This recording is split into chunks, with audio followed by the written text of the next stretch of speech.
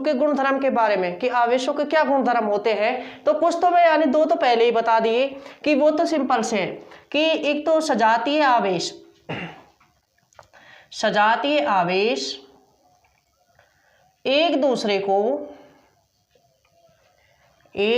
को प्रतिकर्षित करते हैं। ठीक है, ये बता दिया था, सजातीय आवेश एक दूसरे को प्रतिकर्षित करते हैं। और दूसरा मैंने बताया था विजातीय आवेश, विजातीय आवेश एक दूसरे को क्या करते हैं, आकर्षित करते हैं, अट्रैक्शन। ठीक है, आकर्षित करते हैं। उदाहरण के तौर पर हमने समझाया था, एक कांच की छड़ ली थी, एक रेशम का कपड़ा। कांच की छड़ धनावेशित हो जाती है रगड़ने के दौरान और रेशम का कपड़ा ऋणावेशित हो जाता है जब दोनों को यानी, और इसी प्रकार दूसरी कांच की छड़ और रेशम के कपड़े को रगड़ा जाता है तो दूसरी कांच की छड़ भी क्या हो जाती है, धनावेशित हो जाती है, रेशम का कपड़ा ऋणावेशित हो जाता है। और ये होता किसके कारण है, इलेक्ट्रॉन के आदान प्रदान के कारण, क्योंकि इलेक्ट्रॉन एक ऋणावेशित कण होता है। जब दोनों कांच की छड़ों को जब पास पास लाया जाता है तो देखा गया ये दोनों छड़ें एक दूसरे से दूर हटती हैं, अर्थात दोनों पर धनावेश की उपस्थिति होने के कारण एक दूसरे से दूर हटती हैं, अर्थात प्रतिकर्षण होता है। और जब एबोनाइट की छड़ को बिल्ली की खाल से रगड़ा गया तो एबोनाइट की छड़ इलेक्ट्रॉन ग्रहण करती है, बिल्ली की खाल इलेक्ट्रॉन त्याग करती है, जिसके कारण एबोनाइट की छड़ तथा कांच की छड़ को जब पास लाया जाता है तो दोनों में क्या होता है, आकर्षण होता है। तो यानी विजातीय थे, कांच की छड़ पर धनावेश था और रेशम उस पर एबोनाइट की छड़ पर ऋणावेश, तो दोनों में क्या हुआ, आकर्षण हुआ। ये दो गुण धर्म तो अपन ने देख लिए थे। नेक्स्ट वेरी इंपॉर्टेंट आता है आवेशों की योज्यता का नियम। आवेशों की योज्यता का नियम।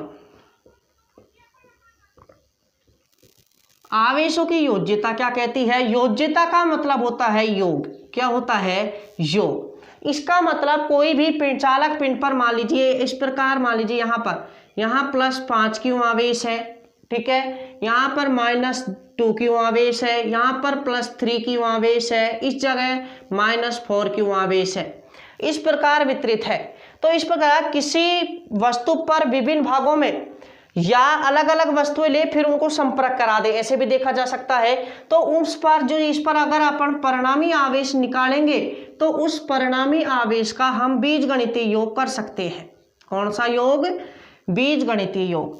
योग और बीजगणितीय योग में अंतर क्या होता है कि बीजगणितीय योग होता है चिन्ह सहित योग। अगर इस पर अपन देखें कि इस वस्तु पर टोटल आवेश कितना हो जाएगा, +5Q -4Q -2Q +3Q। तो देखिए यहाँ से 5 और 3 8, 8 में से -6 तो कितना बचेगा, 2Q, यानी 2Q कूलाम आवेश। तो इस परिणामी आवेश कितना होगा, 2Q आवेश होगा।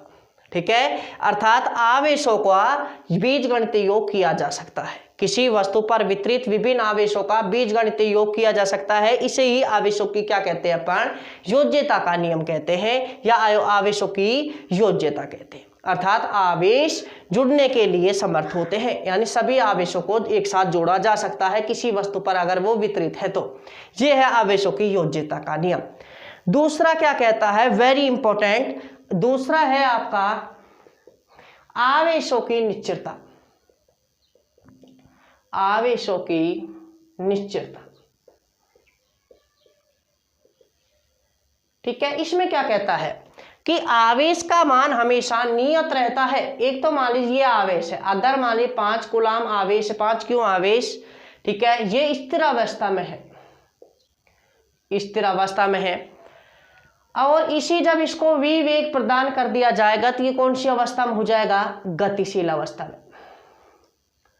गतिशील अवस्था में होने के कारण यहां पर अगर इसका अध्ययन करेंगे कि गति करने के दौरान ही गतिशील है, गतिशील अवस्था में भी इसका मान कितने कूलाम ही रहेगा, 5 क्यू कूलाम ही रहेगा। अर्थात क्यू विराम अवस्था बराबर क्यू गतिशील अवस्था। क्यों विराम अवस्था में तथा गतिशील अवस्था में आवेश का मान नियत रहता है, यानी बराबर रहता, आवेश में कोई भी परिवर्तन नहीं होता। इसे आवेशों की निश्चलता का नियम कहते हैं। ठीक है, आवेश का मान या तो चाहे तो आवेश विराम अवस्था में हो चाहे आवेश गतिशील अवस्था में हो, आवेश में कोई भी फर्क नहीं होता।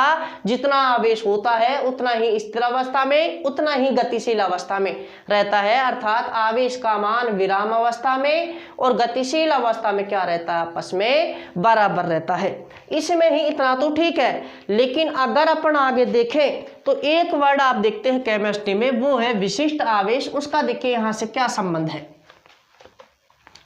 ठीक है, विशिष्ट आवेश मिलीकरण ने दिया गया और प्रयोग मिलीकरण ने प्रयोग किया गया तेल बूंद प्रयोग। तेल बूंद प्रयोग के आधार पर जो विशिष्ट आवेश होता है, विशिष्ट आवेश वो होता है Q/m। क्या होता है, Q/m। तो m क्या है, उस कण का द्रव्यमान, कण का द्रव्यमान।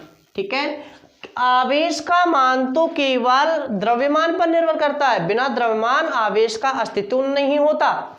ठीक है, इसमें देखिए यहां से ये आपका विशिष्ट आवेश है।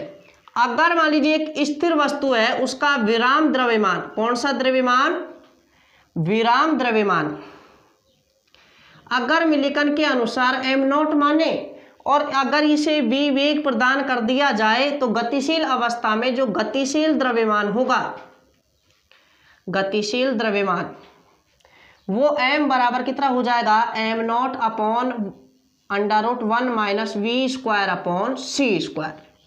v क्या है, उस कण का वेग, और c क्या है, प्रकाश का वेग या प्रकाश की चाल। अब समझे, जब गतिशील अवस्था में v का मान बदलेगा तो बताओ यहां से गतिशील द्रव्यमान का मान बदलेगा, और गतिशील द्रव्यमान का मान बदलेगा तो बताओ विशिष्ट आवेश का मान बदलेगा या नहीं बदलेगा। देखिए विशिष्ट आवेश, विशिष्ट आवेश Q/m, जब वस्तु या पिंड क्या है, गतिशील है, तो v का मान चेंज हुआ, v का मान चेंज होने से m का मान चेंज हुआ, m का मान क्या हुआ, चेंज हुआ। m का मान चेंज होने की वजह से जब ये पैरामीटर चेंज हो रहा है तो बताओ विशिष्ट आवेश बदलेगा या नहीं बदलेगा। ठीक है, तो विशिष्ट आवेश का मान गतिशील वस्तु के, कौन से आवेश का मान, विशिष्ट आवेश का मान वेग पर निर्भर करता है, वेग पर निर्भर करता है, जबकि आवेश का मान, आवेश का मान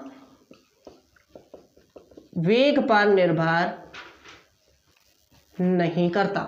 ये वेरी इंपॉर्टेंट बात। ठीक है, और मिलीकरण ने विभिन्न प्रकार, देखिए जैसे मान लीजिए आपको इलेक्ट्रॉन की बात की जाए, जैसे किसकी बात की जाए, इलेक्ट्रॉन।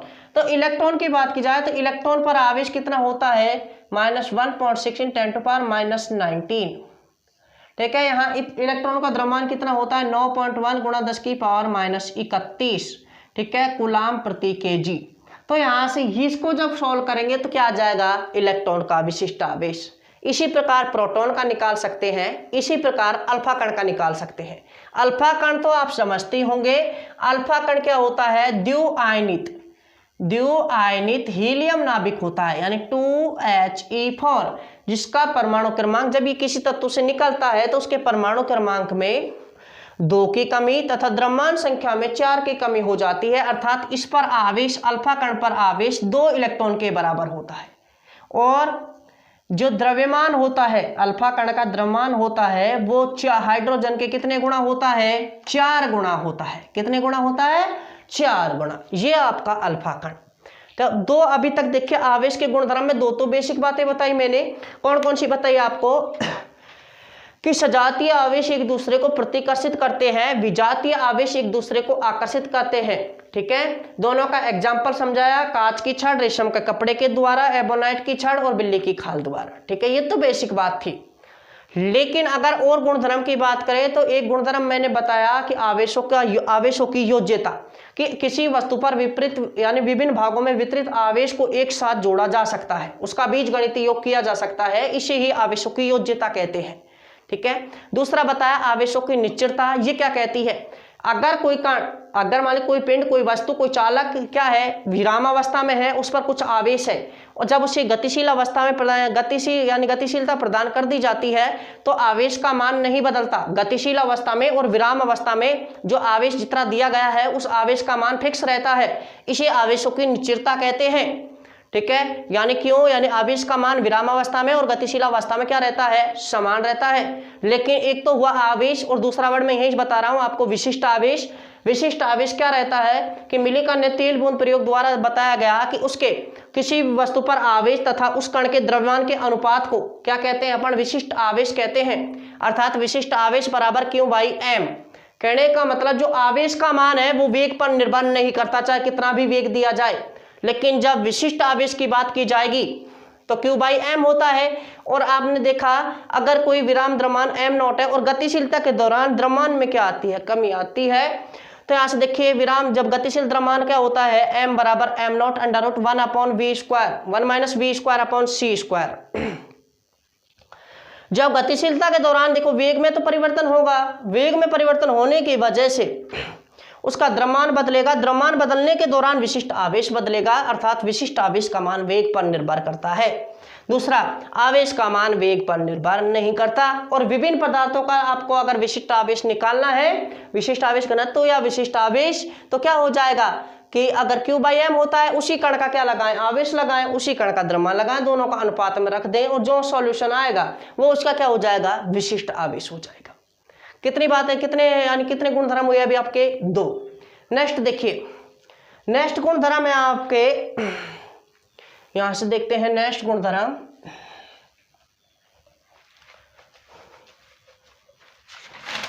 देखिए एक तो आएगा आपका आवेशों का क्वांटीकरण और एक आपका और बचा है उसको भी यहीं देख लेंगे, आवेशों का संरक्षण, जिसमें से वेरी इंपॉर्टेंट है आपका आवेशों का क्वांटीकरण।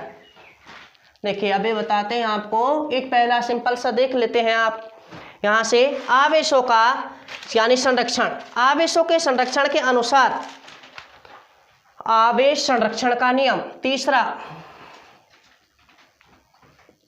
आवेश संरक्षण का नियम। देखिए संरक्षण का मतलब संरक्षित उस वस्तु, आवेश का मान कभी भी नहीं बदलता, यानी आवेश को ना तो उत्पन्न किया जा सकता ना ही नष्ट किया जा सकता, केवल एक वस्तु से दूसरी वस्तु में क्या किया जा सकता है, स्थानांतरित किया जा सकता है। इसे ही आवेश का क्या कहते हैं, संरक्षण कहते हैं। यानी आवेश का मान ना तो, यानी आवेश को ना तो उत्पन्न किया जा सकता और ना ही नष्ट किया जा सकता, ठीक है, केवल आवेश को एक वस्तु से दूसरी वस्तु में स्थानांतरित किया जा सकता है। इसे ही आवेश का क्या कहते हैं, अपन संरक्षण कहते हैं। जैसे अपन देखते हैं कि जैसे मान लो कोई भी नाभिकीय अभिक्रिया की बात करें, किसकी बात करें, नाभिकीय अभिक्रिया, नाभिकीय अभिक्रिया या रेडियो एक्टिव जो भी अभिक्रियाएं होती हैं, जैसे नाभिकीय अभिक्रिया वो होती है, देखो नाभिकीय अभिक्रिया 2 प्रकार के, एक तरह से नाभिकों का जुड़ना, नाभिकों का टूटना नाभिकीय अभिक्रिया कहलाती है। इस दौरान नाभिकों के यानी जैसे मान लीजिए कोई भी भारी नाभिक है, अगर वो टूटता है, जैसे मान लीजिए यूरेनियम 92 238 की बात करें या 236 की बात करें या 235 की बात करें, ठीक है, जब इस पर न्यूट्रॉन की बौछार कराई जाती है तो ये 2 भागों में बढ़ जाता है। एक तो आपका टूटता है ये क्रिप्टॉन में, किसमें, और एक टूटता है बेरियम में, ठीक है। क्रिप्टॉन का परमाणु क्रमांक 36 और इसका द्रव्यमान संख्या होती है 92 और ये होता है 56 और इसका परमाणु क्रमांक इसका हो गया 141। प्लस कितने न्यूट्रॉन निकलते हैं, 3 न्यूट्रॉन निकलते हैं, ठीक है। 3 न्यूट्रॉन की बात करें यहां से, ये 3 न्यूट्रॉन, तो यहां से देखिए अपन को आवेश संरक्षण देखना है, तो यहाँ कितने इलेक्ट्रॉन है, 92, तो ये अभिकारक में आवेश कितना हो गया, यहाँ 92 इलेक्ट्रॉन, ठीक है। इसके बाद ये कितना हो गया, 36, तो इसमें इलेक्ट्रॉन है और कितने हैं इसमें, 56, तो ये भी कितने हो गए, 92 इलेक्ट्रॉन। तो यानी अभिक्रिया से पहले 92 इलेक्ट्रॉन, 92 गुणा इलेक्ट्रॉन का आवेश ये आवेश है, और अभिक्रिया के बाद भी कितना आवेश है, 52 इलेक्ट्रॉन। तो यहाँ से ये आवेश, यहाँ पहले का आवेश और बाद का आवेश आपस में क्या है, बराबर है। तो पहले का आवेश और बाद का आवेश बराबर है, तो आवेश ना तो नष्ट हुआ ना ही उत्पन्न हुआ, केवल क्या हुआ, 2 यानी एक तत्व से यानी एक यूरेनियम से 2 भागों में बट गया, ठीक है, स्थानांतरित हो गया। तो इसे ही अपन क्या कहते हैं, आवेश संरक्षण कहते हैं। अगर दूसरा एग्जाम्पल देखने हैं, जो अपने अगर मान लीजिए अपन एक इलेक्ट्रॉन यानी एक पॉजिट्रॉन और एक इलेक्ट्रॉन को जब मिलाते हैं तो गामा किरणों का निर्माण होता है। क्या ये कण, उदासीन कण का निर्माण होता है। तो यहाँ इलेक्ट्रॉन और पॉजिट्रॉन प्रतिकण होते हैं, तो यहाँ पर आवेश कितना है, 0, और यहाँ पर भी आवेश कितना है, 0। तो पहले का आवेश और बाद का आवेश आपस में क्या है, बराबर। इसे क्या कहते हैं अपन, आवेशों का संरक्षण नियम कहते हैं। यानी आवेश को ना तो उत्पन्न किया जा सकता और ना ही नष्ट किया जा सकता, केवल एक वस्तु से दूसरी वस्तु में स्थानांतरित किया जा सकता है। जैसे नाभिकीय अभिक्रिया हो गई, ठीक है, इलेक्ट्रॉन, पॉजिट्रॉन और इलेक्ट्रॉन के युग्म उत्पादन हो गया एक तरह से, या गामा किरणें जब टूटती हैं तो पॉजिट्रॉन और किसका निर्माण करती है, इलेक्ट्रॉन, तो युग्म उत्पादन में हो गया। युग्म उत्पादन के दौरान भी आवेश क्या रहता है, संरक्षित रहता है। और इसका लास्ट गुणधर्म है आपका आवेशों का क्वांटीकरण। कौन सा है, आवेशों का क्वांटीकरण, वेरी इंपॉर्टेंट। देखिए समझे, आवेशों का क्वांटीकरण, आवेशों का क्वांटीकरण। देखिए आवेशों का क्वांटीकरण क्या कहता है कि जब आवेश का स्थानांतरण होता है, एक वस्तु से दूसरी वस्तु में आवेश का स्थानांतरण होता है, एक चालक से दूसरे चालक में जब आवेश का स्थानांतरण होता है तो वो क्वांटाओं के रूप में होता है, क्वांटाओं के रूप में होता है या बंडलों के रूप में होता है, और वो बंडल का नाम होता है इलेक्ट्रॉन। क्या होता है, इलेक्ट्रॉन।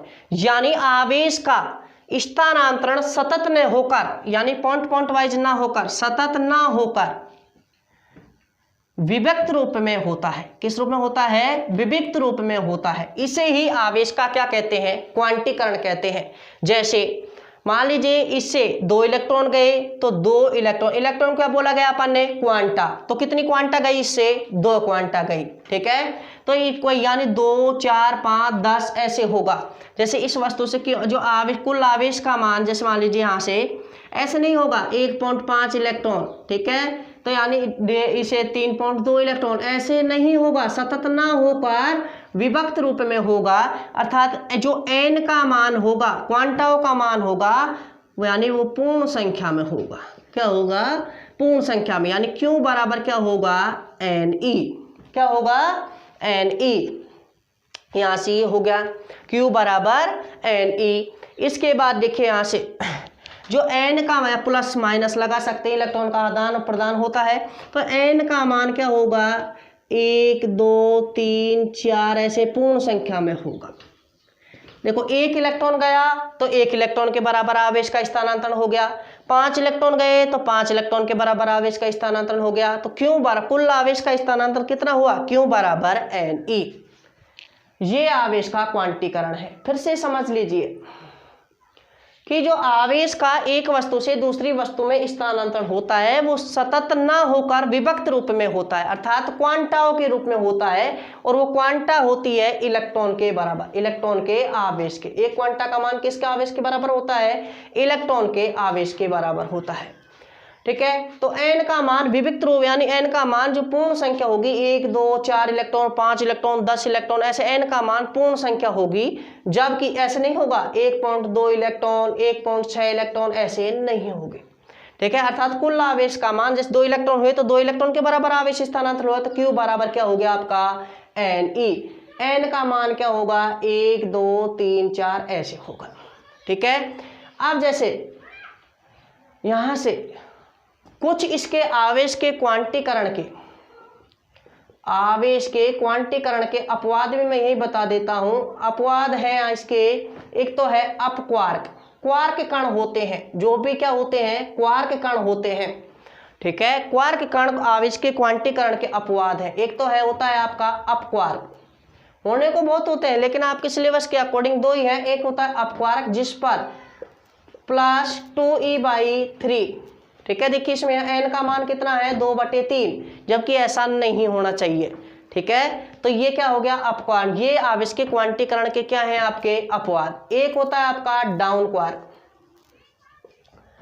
डाउन क्वार्क, इस पर होता है -e/3 यानी 1/3। तो ये भी n का मान पूर्ण संख्या में नहीं है।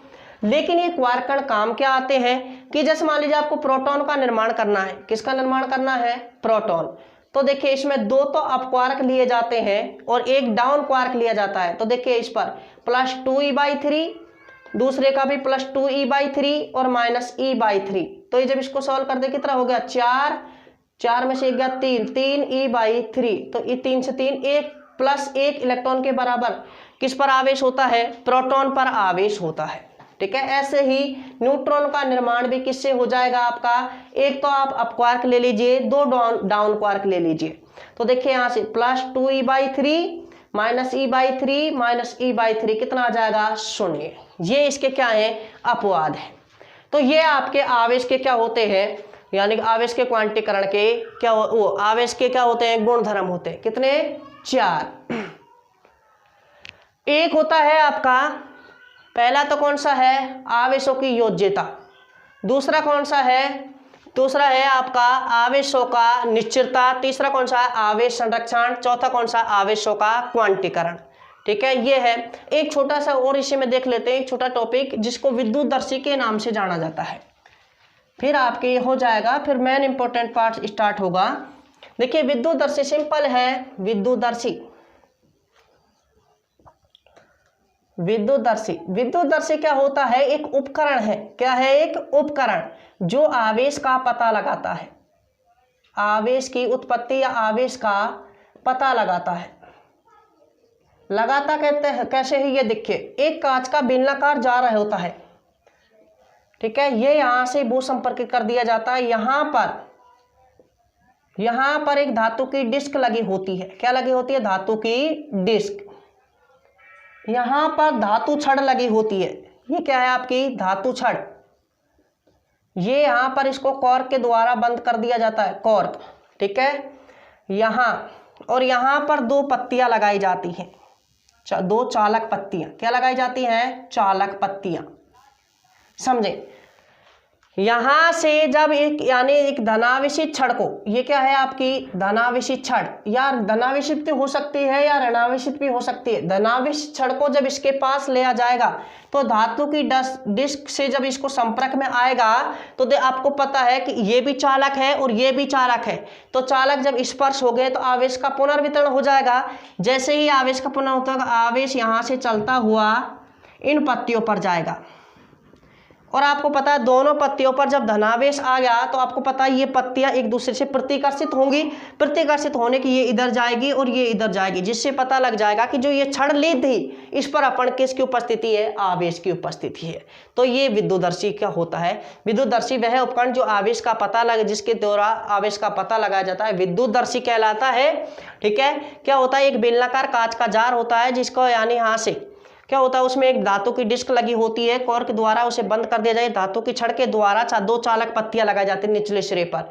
धातु की एक धनावेशित छड़ को जब यानी धातु डिस्क से क्या कराया जाता है, संपर्क कराया जाता है, तो स्पर्श विधि द्वारा या चालन विधि द्वारा आवेश का पुनर्वितरण होने लगता है। जैसे ही इन पत्तियों पर आवेश पहुंचता है, ये पत्तियों पर समान आवेश की उपस्थिति होने के कारण ये पत्तियां एक दूसरे से दूर हटती हैं, जिससे सिद्ध होता है कि आवेश के कारण प्रतिकर्षण आते ही वर्ड क्या आ गया, आवेश आ गया, तो आवेश का पता लग जाता है। ये आपका उपकरण क्या कहलाता है, विद्युतदर्शी कहलाता है। ठीक है, एक एग्जांपल और देख लीजिए इसमें कि जो छोटा सा है, जो आवेश का क्वांटीकरण का था उसको भी मैं करा ही देता हूं। ठीक है, आवेश के क्वांटीकरण जो 10वीं में भी है आपके इसमें एग्जांपल और 12th में भी है। तो वह है कि एक कूलाम आवेश स्थानांतरण में कितने इलेक्ट्रॉन स्थानांतरित होते हैं, कितने इलेक्ट्रॉन। तो देखिए क्यू बराबर क्या जानते हैं अपन, Ne। क्यू का मान कितने कूलाम दिया है, 1 कूलाम। n का मान निकालना है। इलेक्ट्रॉन पर आवेश 1.6 × 10⁻⁻19। n बराबर कितना हो जाएगा, 1/1.6 × 10⁻⁻19। ये पॉइंट हटाया, ऊपर 0 लगा दी। n बराबर 10/16 × 10 ऊपर जाए किसका हो जाएगा, प्लस का। तो यहां से n बराबर कितना कर लिया, इसको 100 × 10 कितना लिख लिया, 18/16। तो ये n बराबर कितना आ जाएगा, यहां से 6.25 × 10⁻18 इलेक्ट्रॉनों का क्या होगा, स्थानांतरण होगा। किसके अनुसार, आवेश के क्वांटीकरण के अनुसार। ये इसका बेसिक पार्ट खत्म होता है। इसके बाद नेक्स्ट वीडियो में या तो अपन क्वेश्चन देख लेंगे या पर देखेंगे कूलाम का नियम। ठीक है, आज के लिए इतना ही सफिशिएंट है। ठीक है, बाकी अपन देखते हैं नेक्स्ट वीडियो में।